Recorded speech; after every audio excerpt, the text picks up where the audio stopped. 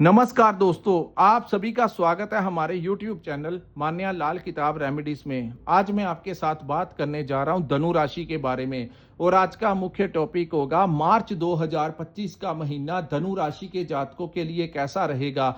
दोस्तों, इस वर्ष का सबसे बड़ा परिवर्तन जो है वो मार्च के महीने में होगा और एक ऐसा ग्रह जिसको सुखों का कारक कहा जाता है, न्याय का देवता कहा जाता है, कर्मों का देवता कहा जाता है, वो कुंभ राशि को छोड़कर शनि जो हैं वो मीन राशि में प्रवेश कर जाएंगे और धनु राशि के तीसरे भाव को छोड़ के उनके चतुर्थ भाव में आ जाएंगे। जिस भाव को हमारी माता का भाव कहा जाता है, जिसको हमारी संपत्ति का भाव कहा जाता है और वाहन सुख का भाव कहा जाता है, आपके घर का भाव कहा जाता है, तो वहां पर शनि महाराज जो है वो 29 मार्च जब अमावस का दिन होगा तो बहुत बड़ा परिवर्तन होगा। और दूसरी सबसे बड़ी बात धनु राशि वालों के लिए कि पांच महायोग का निर्माण जो है वो आपके चतुर्थ भाव में हो जाएगा। दोस्तों, ये एक बहुत बड़ा परिवर्तन होगा, चाहे वो महीने के अंत में ही होगा, लेकिन कुछ ऐसी चीजें होंगी जो आपको अत्यंत लाभ भी दिला सकती हैं। उसके बाद हम बात करेंगे दोस्तों, यहाँ पर जो स्थितियां धनु राशि वालों की बनी हुई हैं उनके लिए मैं ये कहना चाहता हूं दोस्तों, ये जो समय है थोड़ा सा आप लोगों को पेशेंस रख के चलना होगा। मैं जानता हूं कि जो लोग नौकरी करते हैं या व्यापार करते हैं उनका कॉम्पिटिटर्स बहुत ज़्यादा, उनके शत्रु जो हैं वो बहुत ज़्यादा उनको नुकसान पहुंचाने की कोशिश कर रहे हैं या सरदर्दी दे रहे हैं, चाहे वो आपके बॉस हों, कोलीग्स हों या जहां पर आप व्यापार करते हैं वहां पर भी कोई ना कोई इस समय आपके सरदर्दी का कारण बना हुआ है जो आपको मानसिक तनाव दे रहा है। लेकिन दोस्तों, यहां पर ही इस बात का ध्यान रखना कि इस समय धनु राशि वालों को जिस प्रकार से शतरंज खेलते हैं उसमें आपने देखा होगा कि अपने प्यादों को राइट टाइम के ऊपर यूज किया जाता है, उसमें कोई जल्दबाजी नहीं की जाती, क्योंकि वहां पर अगर कोई जल्दबाजी करता है तो उसको हार का सामना करना पड़ता है और शतरंज की बाजी को जीतने के लिए बुद्धि का प्रयोग करना पड़ता है। तो यहां पर धनु राशि वालों को इस वीडियो शुरू करने से पहले ही मैं बता देता हूं कि आपको अपने हालातों का सामना करने के लिए शांत रहना होगा और बुद्धि से प्लानिंग करनी होगी, तभी आप इन शत्रुओं को हरा पाओगे।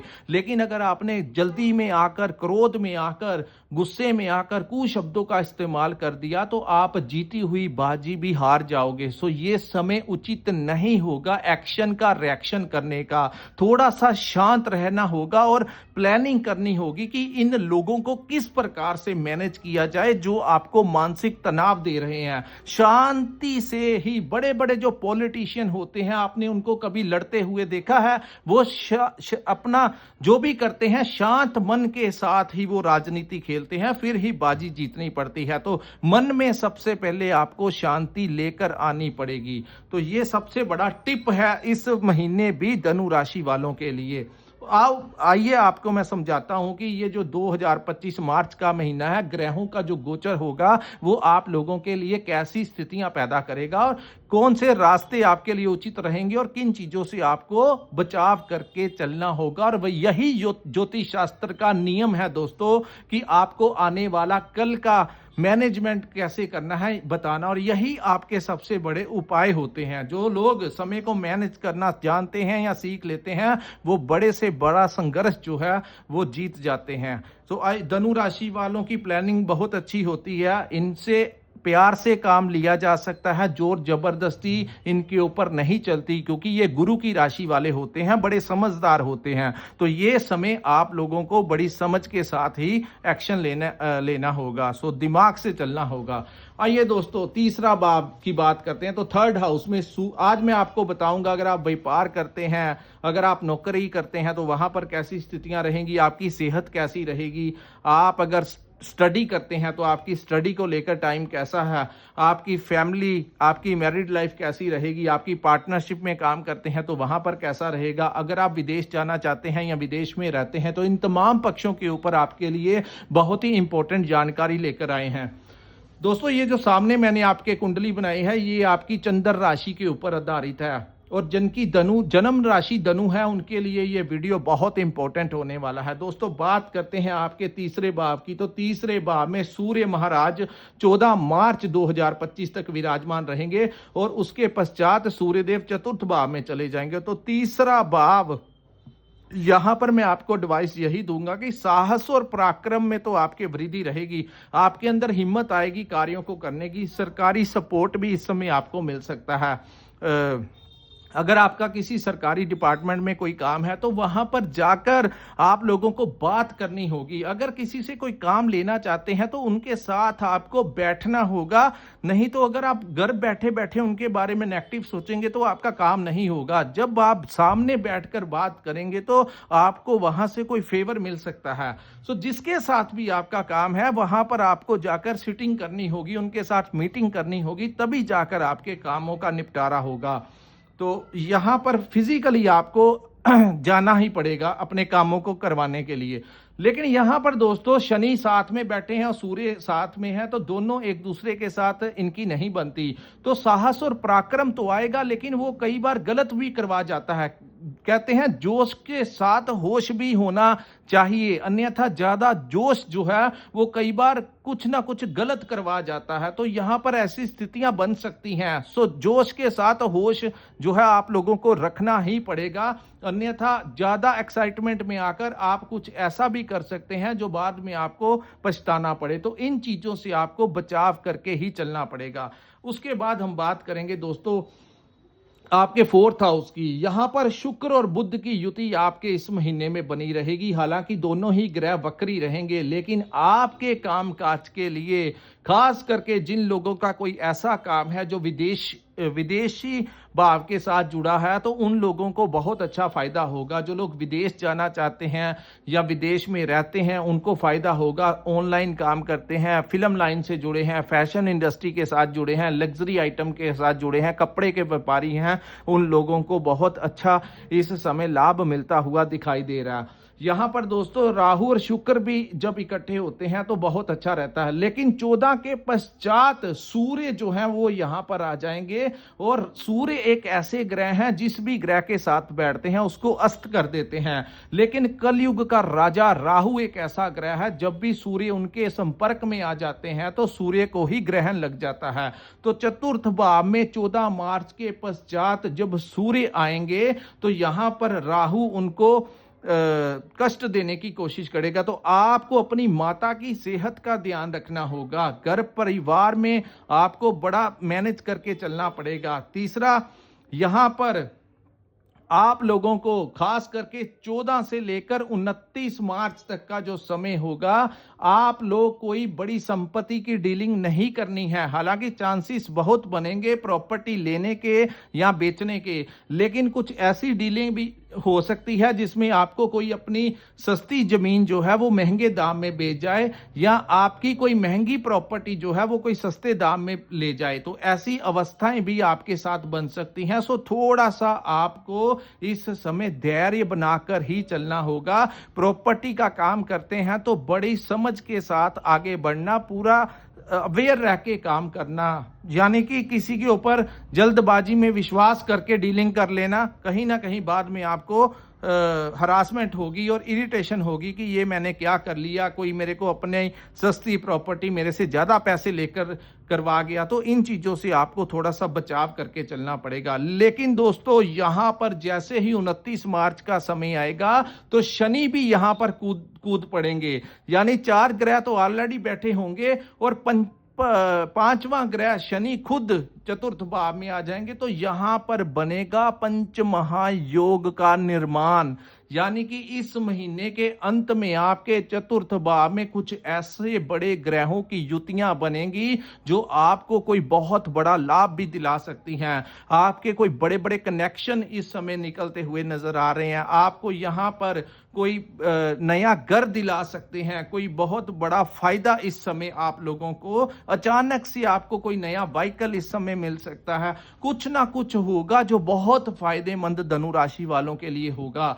तो इस युति से आप लोगों को घबराने की जरूरत नहीं है। जब 5-5 ग्रह एक भाव में आ जाते हैं तो ये इसको पंच महायोग का निर्माण कहते हैं। तो ये नहीं फिर आपके दिमाग में होना कि वहां पर शनि है, सूर्य है, राहु है, नहीं, मैंने ऐसे योग, ये प्रैक्टिकल है। तो घबराने की धनु राशि वालों को कोई जरूरत नहीं है। चतुर्थ भाव से बहुत अच्छा लाभ आप लोगों को इस महीने के अंत में मिलता हुआ दिखाई दे रहा है। उसके बाद हम बात करेंगे दोस्तों आपके पंचम भाव की, यानी हम देखेंगे कि मंगल किस भाव में बैठे हैं। तो आपके जो पंचम भाव है, जो शिक्षा का भाव है, संतान का भाव है, तो अगर आपका कोई एग्जाम है तो वहां पर आपकी प्रेपरेशन बहुत अच्छी रहेगी। एग्जाम्स के लिए ये टाइम बहुत अच्छा है, क्योंकि मार्च का महीना एग्जाम्स के लिए है। तो सप्तम भाव में मंगल धनु राशि के, यहां से आपको शिक्षा के मामले में बहुत अच्छा लाभ देंगे, और वहीं संतान प्राप्ति के भी योग इस समय आपके बनते हुए नजर आ रहे हैं। इसके बाद हम बात करते हैं करियर को लेकर, थोड़ी सी स्ट्रेस जो है वो बन सकती है, और उसमें इरिटेशन यानी गुस्सा जो है आपका बढ़ सकता है, लेकिन थोड़ा सा आपको यहाँ पर शांत रह के चलना होगा। उसके बाद हम बात करेंगे दोस्तों गुरु के बारे में। गुरु जो है आपके छठे भाव में गोचर कर रहे हैं, जिसको रोग, ऋण और शत्रु का भाव कहा जाता है। सो दोस्तों यहाँ पर कंपटीशन जो होगा वो आपका बड़ा चढ़ा ही रहेगा, यानी कि आप लोगों का, चाहे आप नौकरी करते हैं, चाहे आप व्यापार करते हैं, आप देखेंगे कि आपके राइवल्स जो हैं वो आपको परेशान जो है वो लगातार पिछले कुछ महीनों से कर रहे हैं। उसका मुख्य कारण है कि गुरु जो है वो आपके छठे भाव में गोचर कर रहे हैं। तो वो कंपटीशन जो है वो आपको उसको फेस करना ही पड़ेगा, लेकिन इसके ड्यूरिंग इसमें कोई ज़्यादा गुस्सा नहीं करना है। ये समय जो है थोड़ा सा रह गया है, उसके बाद निकल जाएगा और स्थितियां जो हैं वो फेवर में हो जाएंगी। सो यहाँ पर इस महीने भी आपने कोई बड़ी लड़ाई झगड़े में इन्वॉल्व नहीं होना, चाहे वो आपका व्यापार हो, चाहे जहां पर आप नौकरी करते हैं वहां पे बॉस हो, कलीग हो, किसी की बात का कोई ज़्यादा रिप्लाई नहीं करना। रिप्लाई करना है जब समय आएगा, मैं आपको तब बता दूंगा। सो फिजिकल इस समय किसी के साथ आपको मुंह से कुछ नहीं बोलना। अगर बॉस कुछ कह भी दे तो इस समय यही पॉलिसी आपकी होनी चाहिए, the boss is always right. उसके बाद हम बात करेंगे आपकी हेल्थ को लेकर।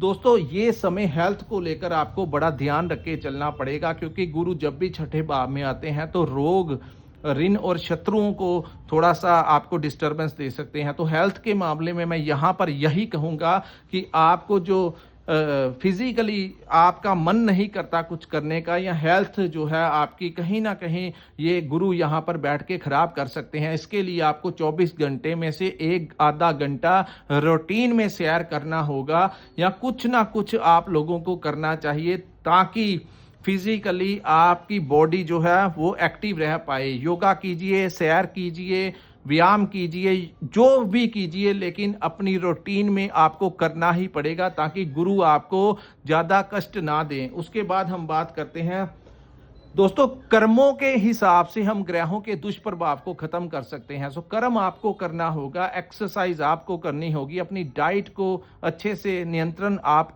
आपका कंट्रोल करना होगा। उसके बाद हम बात करते हैं कर्जों को लेकर। इस समय धनु राशि वालों को अपने व्यापार को बढ़ाने के लिए कर्ज लेना पड़ सकता है, अपने घर को चलाने के लिए कर्ज लेना पड़ सकता है, और जो लोग ले रहे हैं, जिनकी स्थितियां ऐसी बनी हुई हैं, कर्ज में फंसे हुए हैं, उसका मुख्य कारण है कि गुरु यहाँ पर बैठे हुए हैं। यहाँ पर मैं आपको एडवाइस देता हूँ, जब तक गुरु, क्योंकि 12 मई 2025 तक छठे भाव में ही रहेंगे, तो ये उचित समय नहीं होगा उधार लिया धन अपने व्यापार में लगाना। हल्का फुल्का अपने खर्चों को चलाने के लिए ले सकते हो, लेकिन इस समय उचित नहीं होगा कर्ज लेकर कोई काम में इन्वेस्ट करना। अगर आपने इस समय वो कोई ऐसा कार्य किया तो वो कर्ज जो होगा वो डबल से ट्रिपल हो जाएगा। सो इंटरेस्ट जो है आपको बहुत परेशान करेगा। तो जब भी गुरु जैसा ग्रह छठे भाव में आता है तो कर्ज लेने के लिए हम मना कर देते हैं।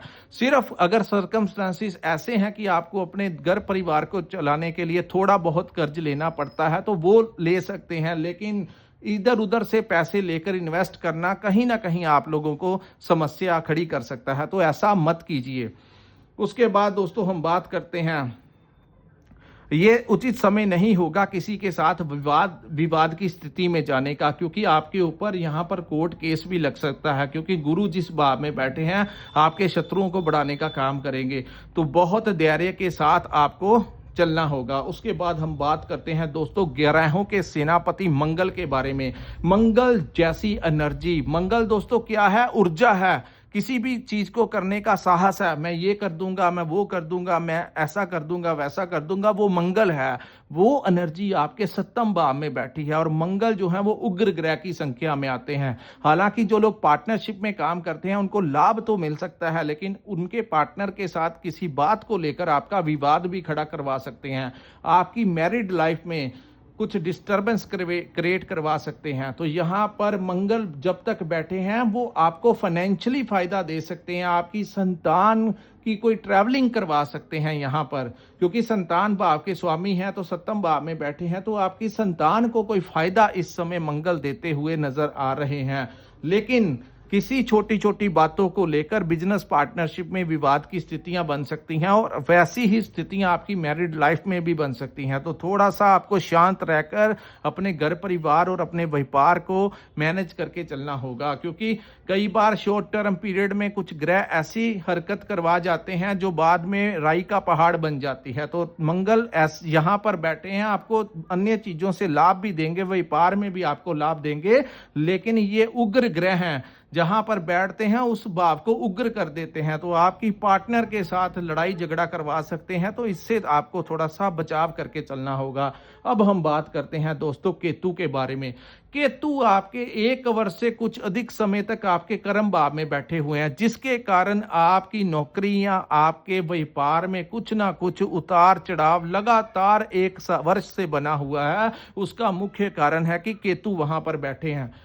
लेकिन अब क्या होगा, आपको उस जगह से थोड़ा क्रोध जो है वो आ सकता है। फाइनेंशियली आपको कोई ना कोई रास्ता खुलेगा, क्योंकि गुरु की दृष्टि केतु के ऊपर रही, लेकिन उग्र ग्रह मंगल की दृष्टि भी केतु के ऊपर रहने से यहां पर दोस्तों, और यहां पर 14 के पश्चात सूर्य की भी दृष्टि केतु के ऊपर रहेगी, तो कर्म स्थान जो है यहां पर ज्यादा गुस्सा जो है आपके लिए अच्छा नहीं होगा। आपको अपने कोलीग्स के ऊपर गुस्सा आ सकता है, जहां पर आपके अपने एम्प्लॉयज के ऊपर गुस्सा आ सकता है। जहां पर आप व्यापार करते हैं, वहां पर आप जिनसे सामान लेते हैं, परचेजिंग करते हैं, या जहां पर सेल करते हैं, अपने कस्टमर के साथ, अपने क्लाइंट्स के साथ आपको क्रोध आ सकता है। तो उस क्रोध के कारण सर्कमस्टांसिस बिगड़ सकते हैं। तो क्रोध नहीं करना, मंगल पूरी कोशिश करेंगे, क्योंकि वो क्रोध भरी आंखों से केतु को देखते रहेंगे, जो कि आपके कर्म भाव में बैठे हैं। तो कर्म भाव में बहुत ज्यादा गुस्सा इस समय आप लोगों का करना आपके लिए कहीं ना कहीं हानिकारक सिद्ध हो सकता है। तो कोई ऐसा कार्य नहीं करना, बहुत ज्यादा अग्रेसिव आपके लिए नहीं ये टाइम। सो वीडियो की स्टार्टिंग में ही मैंने इसका निचोड़ निकाल के बता दिया था कि ये टाइम जो है वो शतरंज की तरह आप लोगों को करना होगा। जैसे राजनीति खेलते हुए चाणक्य जैसी सोच के साथ आपको आगे बढ़ना होगा। इस समय योद्धा बनने की जरूरत नहीं है। This is not the good time to be a warrior. So ये टाइम जो है डिप्लोमेटिक तरीके के साथ आप लोगों को राजनीति करने से ही आपको लाभ मिलता हुआ नजर आ रहा है। और जो लोग विदेश जाना चाहते हैं उनका वीजा लग सकता है, और विदेशी भाव से आप लोगों को इस महीने बहुत अच्छा लाभ मिलता हुआ नजर आएगा। सो दोस्तों, ये था धनु राशि वालों के लिए मार्च 2025 का महीना कैसा रहेगा। अगर आपको ये प्रेडिक्शन अच्छा लगा हो, ये एनालिसिस अच्छा लगा हो, तो कृपया इस वीडियो को लाइक कीजिए, हमारे चैनल को सब्सक्राइब कीजिए, और नीचे कमेंट सेक्शन में कमेंट करके जरूर बताइए कि आपको ये वीडियो कैसा लगा। अगर आपने अपनी कुंडली का विश्लेषण करवाना होगा तो कृपया स्क्रीन के ऊपर जो नंबर दिया है वहां पर आप हमारे नंबर पे कांटेक्ट करके अपनी कुंडली का पूर्ण विश्लेषण करवा सकते हैं। इसी के साथ इस वीडियो को मैं विराम लगाता हूं। नमस्कार, जय माता दी।